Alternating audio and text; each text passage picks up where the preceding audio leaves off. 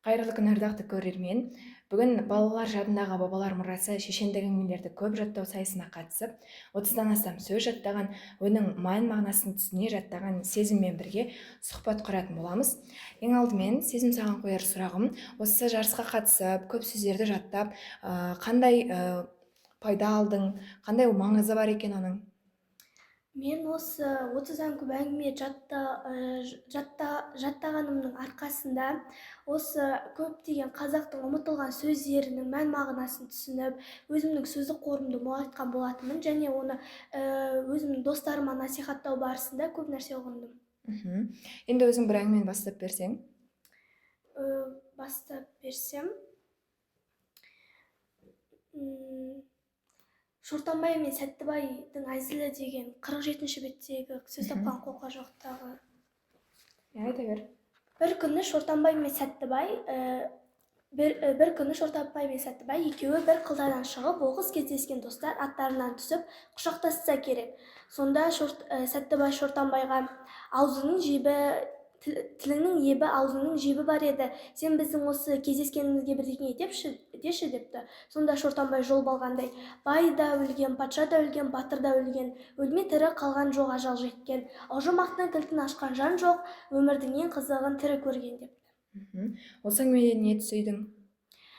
Мен осы әңгімеден Шортанбайдың тапқырлығын, өзінің бір ақындығы бір мол екенін түсіндім. Және адам ешқашан өлуге асықпау керек. Осы адамның бар көретін қызығы осы жарық дүниеде көретін қызығы оның бар мақсаты екенін түсіндім.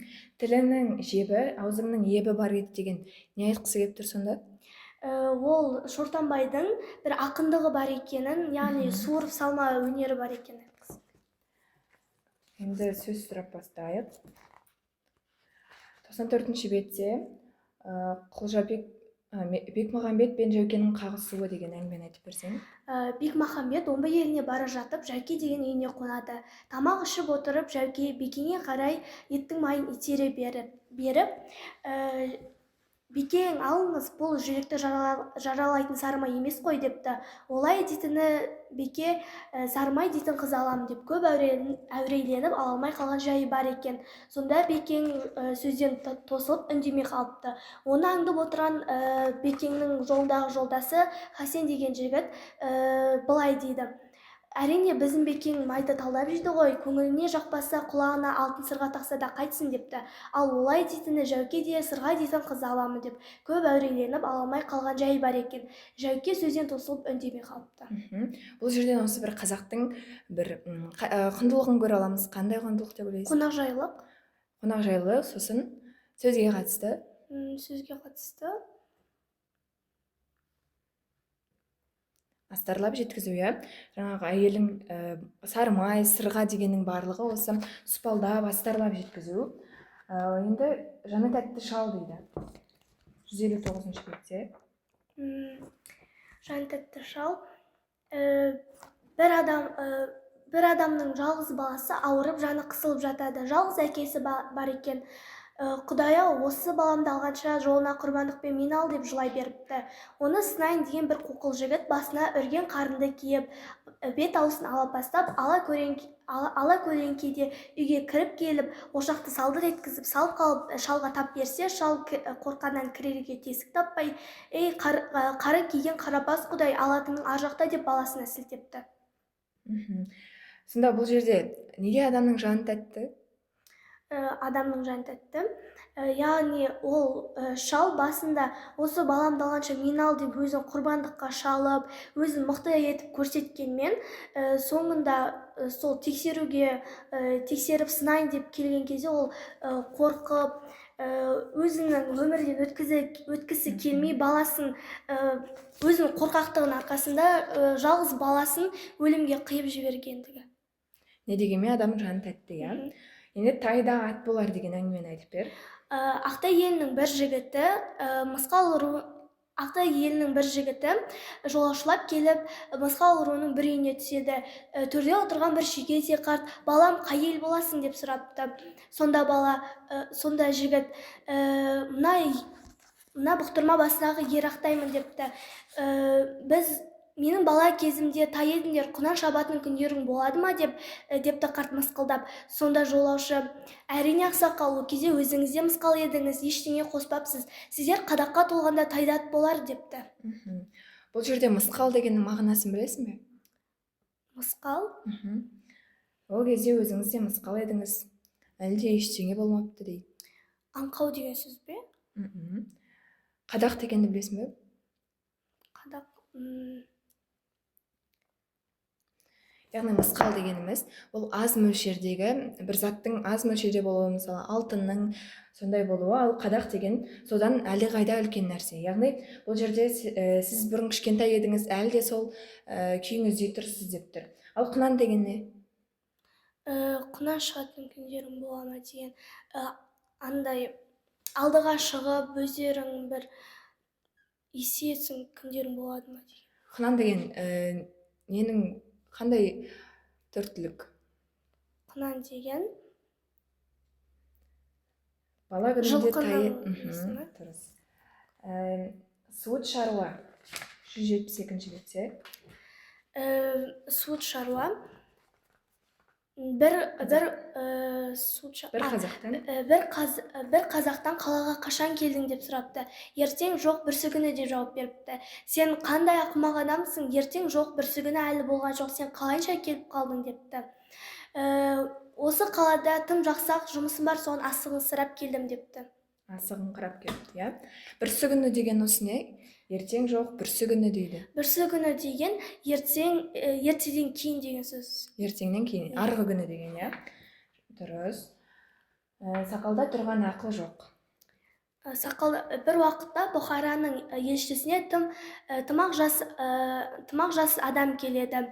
Оның келуіне кейіп әмір елшіге қарап былай дейді: ақ патшаның адамы жоқ болғаны ма, маған елші қылып сақалсыз адам жібергені дейді. Сонда елші орнынан тұрып, егер ақылдың бәрі сақалда тұрған болса, менің патшам мені қойып ешкіні жіберер еді деген. Сонда неге патша сақалы бар адам деп кімді меңзеп тұр? Сақалы бар адам деп ақсақалды, қартайған, көпті көрген адамды. Ал сенің ойыңша осы көпті көру ол жасқа байланысты ма, әлде адамның көрген білгеніне байланысты ма? Адамның көрген білгеніне. Енді Сағит туралы әңгіме 54-ші бет деген.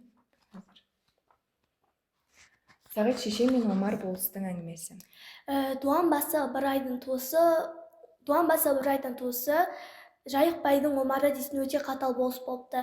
Өзіне бағынбағанды табанға салып тұтқындау оның әдетіне айналып кетіпті.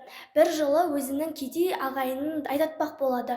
Оның бар кінәсі болыс отырған ақ ордаға рұқсатсыз кіріп кетуінде екен. Оны естіген Сағит шешен болысы әзер дегенде тоқтатып қалады. Өзінің ойындағы бұзықтығын орындай алмай булыққан Омар болыс Сағит шешен үйден шыға бергенде, әжептәуір адамға да иттің есімін қояды екен-ау деп мырс етеді. Сонда Сағит шешен артына жалт қарап, мен ит болсам да өзім ұяласымды талағаным жоқ қой деп шығып кетіпті. Бұл жерде де астарлау, иә? Неге Сағит оған ашулы Омарға? Өйткені Омар ол халықты зар қақсатып, ол жай ғана кішкентай бір қателіктеріне бола оны табанға тұтқындап, халықты азайта бергендіктен ашулы деп ойлаймын. Жарайсың, жақсы жаттапсың. Енді даланың дара дилмарларынан жақсы дос деген әңгімені айтып берсең.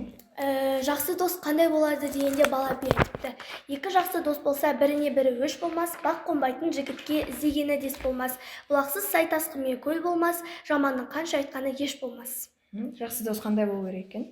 Жақсы дос адам әрқашан өзінің досының жанынан табылып, қиындықта қалдырмай, қуанышында бірге болып, мұңайғанында да бірге болып, ешқашан сатпай, әрқашан бірге болу керек. Осы жерде сай деген сөзі бар екен. Бұлақсыз сай, тасқынмен көл болмас. Сай деген сөздің мағынасын білесің бе? Бұлақсыз сай, көл деген ма? Сай сай дегеніміз бір жотаға байланысты, соның төменгі жағы деп айтылады. Тасқынмен көл болмас дейді. Досбол шешеннің әңгімесі 500-ші бетте. Басынан келейін. Қайсын жатайын? Досбол шешем бә? Бір күні жиынның ортасында отырған Досбол шешенен біреу қол бастау қиын ба, жол бастау қиын ба, сөз бастау қиын ба деп сауал қояды. Сонда Досбол шешен: қол бастау қиын емес, көк назалы ерің болса, жол бастау қиын емес, соңға ерген елің болса, бәрінен де сөз бастау қиын. Тауып айтсаң мереке қылады, таппай айтсаң келеке қылады деген екен. Келеке дегеніміз не? Мазақтайды деген сөз. Неге сөз бастау қиын? Сөз бастау қиын, себебі адамның бойында бір сөз бастайтын кезде бір қорқыныш болады, өзіне сенімсіздік болуы мүмкін. Әр адамда болған, бірақ егер көптің алдында көп шығып, оған үйренісіп кеткен адамдарға бұл оңай әрине, бірақ көптің алдынан қорқатын, олардың көзқарастары оны түсіріп тастайтындарға ол өзін айтатын сөзін ұмытып қалады, тіпті тілін жұтып қоюға да болады. Яғни сөз бастаған адам дұрыс айтса, барлығы мақтайды, ал дұрыс болмаса, бірден дұрыс болмайды екен мүмкін. Осы сөзге қатысты қандай сөздер білесің? Нақыл сөздер? Сөзге қатысты табыстыратын сөз айтпа, шабыстыратын сөз айтпа, табыстыратын сөз айт. Көп ойлан, жақсы сөйле, қысқа болсын, сұраса жауабың да қысқа болсын. Осы сөзге қатысты аталы сөзден бір әңгіме жаттапсың? Сөз мәнісін білмеген. Бөлтіріктің шешендігімен аты енді шыға бастаған кез болса керек. Бір күні арқаның ең атақты шешені Бердіқұл шешемен сұхбаттасуға ниет алады. Бірақ ауыздағы сөз бермеген орта топтың жасынан кіші бөлтірік шешен сырттай сескене беріпті. Бір күні өзін өзі қайрап: мен Бердіқұлдан неменеге сескенемін? Қателессем мені бала дейді ғой, қателеспесем дана дейді ғой, тәуекел барайын депті. Атақты шешеннің жанына келіп, батаңызды алғалы, ақылыңызды тыңдағалы келдім депті. Сонда Бердіқұл шешен: шырағыма, жасың кіші болса да жолың үлкен ғой, батаны керісінше сен маған бер, мен саған бір ғана сауал қояйын депті. Сөз мәнісін білмеген қандай болады дегенде бөлтірік шешен жол болғандай: сөз мәнісін білмеген ел мәнісін білмейді, ел мәнісін білмеген ер мәнісін білмейді, ер мәнісін білмеген жер мәнісін білмейді, жер мәнісін білмеген бар мәнісін білмейді, бар мәнісін білмеген мал мәнісін білмейді, мал мәнісін білмеген ал мәнісін білмейді, ал мәнісін білмеген бер мәнісін білмейді, бер мәнісін білмеген не мәнісін білмейді деп біледі дейді. Сонда Бердіқұл оның тапқырлығына риза болды, әкем болды депті. Содан соң Төле биде 300-дің шешені болар ма екенсің деп оны жоғары бағалапты. Осы жерде сескену деген сөздің мағынасын білесің бе? Сескену деген қорқу деген мағынада. Барсам, оның сауалына жауап бере алмай қалып, сөзден ұтылып қалам ба деп қорқыды. Ауыздыға сөз бермеу дегенше? Ауыздығы сөз бермеу деген ол ешкімге сөз бермей, өзі бірден бар сұрақтың жауабын айтып, ешқандай сөзден сүрінбей, барлық сұрақтың жауабын өзі айта алады. Сонда сөз мәнісі дегеніміз не екен? Сөз мәнісі дегеніміз, яғни сөзді орынды қолдану, яғни адамға ойландырып, бір ой жеткізетін сөз айту, қараптан қарап, ойына келген сөз айта бермеу. Енді бағана біз ақсақал деп жатырық, осы ақсақалға байланысты әңгіме жаттапсың? Ақсақалға байланысты қараңғы түнде ақсақал айдай көрінер. Бөлтірік ауылының бір кісісі ұрлыққа түсін қартайғанша қоймапты. Ұрлық болғанда біреудің ұсақ түйек бұйымын жымқырып кете береді екен. Бір күні түнделетіп бір күні көрші ауылда тойдан түнделетіп келе жатқан бөлтірік оны байқап қалады. Ақсақал, неғып жүрсің, түнделетіп неғып жүрсің десе, анау жай әшейін бөлтеке деп қипақтайды. Арқалап алғаның не? Қауын дарбыз еді, оны қайдан алдың? Мына ауылдың қауын дарбызы өсіп жатыр екен, содан ала салдым. Ұрлап алғаның жарамайды ғой, ақсақал. Қараңғы түнде кім көреді дейсіз? Қараңғы түнде аппақ сақалың айдай көрінеді депті. Болды, қойдым депті. Тап осы екен, пышақ кескендей, ақсақал ұрлық жасауын пышақ кескендей қойып кетіпті деседі. Қипақтау деген не? Жай әншейін бөлтеке деп қипақтайды дейді. Қипақтау деген ол жасыру, өзінің шынын жасырып, басқа сөзге алмастыру. Иә. Неге аппақ сақал қараңғы түнде айдай көрінеді деп мысал келтіріп тұр? Ол, яғни, кәртейіп, біреулерге қартайып, кішкентай балаларға ақыл білдіретін жасқа келсе де, өзінің ақылы кірмей жас бала секілді ұрлық жасап, яғни үлкейдің ғой, ұрлықты қой деген маған. Иә, жарайсың, дұрыс. Шамбайына бату деген? Шамбайына бату. Айтқан сөзі оған атылған оқтай жетіп, Тиіп кетті. тиіп кетіп, ол өзінің қателігін түсініп, осы жерден бір қояды деген. Адамның екі көзінің екі қолынан қай жері екен? Әңгімені айтып берсең. Қайсысы кем? Жаңа Жаңа жайлауға қоныстаған бір бай екі кедей жігітке құдық қаздырыпты. Құдық қазылып біткен соң бай бірінші жігітке саулық, екінші жігітке қозы беріпті. Екінші жігіт оған наразы болып Төле биге шағымданады. Төле би байға барып жұмыс жасаған екі жігіттің еңбегі тең екенін жеткізеді. Бірақ бай айтқаннан қайтпай келіспейді. Сонда Төле би адамның екі көзінен екі қолының қайсысы кем дейді. Сонда бай ешқайсының кемдігі жоқ, екеуі де бірдей. Болды, сөзіңізге жығылдым биекке, өкпелі жігітке қой берейін депті. Осы жердегі саулық дегеніміз не? Саулық дегеніміз қойдың баласы, қойдың бір түрі. Қойдың түрі қандай түрі? Бір семіз. Қойдың буаз түрі, иә? Ішінде қозысы бар, сондай қойдың буаз түрі. Неге екі көзінің екі қолынан қайсысы кем деп сұрап тұр? Яғни неге оны мысал етті? Жұмыс істеп, еңбектері бірдей пайдаға асқан жігіттерді, біреуін көп жұмыс істеді, біреуін аз жұмыс істеді деп, екеуін екі түрлі есептеп тұрғандықтан осы сөзді. Яғни көз қандай адамға қызмет атқарса, қолда сондай екеуінің дәрежесі тең дегенді айтып тұр, иә?